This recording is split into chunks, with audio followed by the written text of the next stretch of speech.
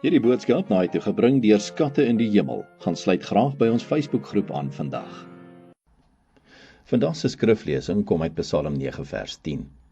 So is die Here dan 'n rotsvesting vir die verdrukte, 'n rotsvesting in tye van benoudheid. Vandag se boodskap is getiteld Vertrou op God altyd. Ek het 'n pragtige boodskap hier aanlyn gelees nou die dag en ek wil hom graag met julle deel vandag. Hy lui as volg: As jy in groot moeilikheid is, wat doen jy? Gewoonlik sal jy iemand bel wat jou kan help. En in uitsonderlike gevalle wat gewone mense of jou vriende jou nie in staat is om te help nie, soos byvoorbeeld inbrake, rooftogte, kapings ensovoorts, bel jy die polisie. In Amerika is die noodlyn 911. Rescue 911, 'n baie ou program wat jare terug gewys het, was altyd so 'n intense program vir my, om te sien hoe mense werklik in groot moeilikheid is, en hoe die telefoonoperateur dan die persoon probeer rustig maak, en net te verseker dat hulle hulp op pad is, en dat hulle net moet vasbyt. Die persoon het baie keer op die lyn met die persoon gebly, totdat die hulp opgedaag het om die persoon uit die moeilikheid te help. Ek het net gister met my boetie gepraat, en hy sê toe vir my, lees Psalm 9 vers 11, of 911.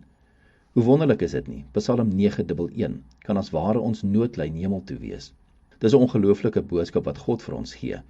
Ons moet net aanhou glo en vertrou. God sal ons nie in die steek laat nie.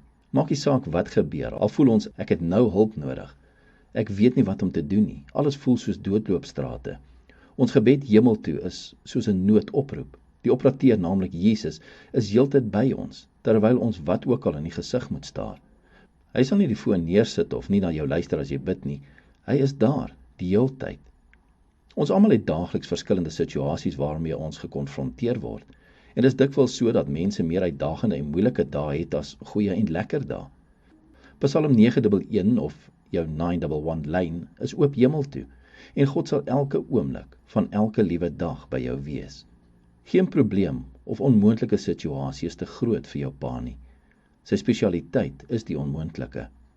Kom ons bid saam. Hemelse Vader, dankie dat U altyd beskikbaar daar is vir ons.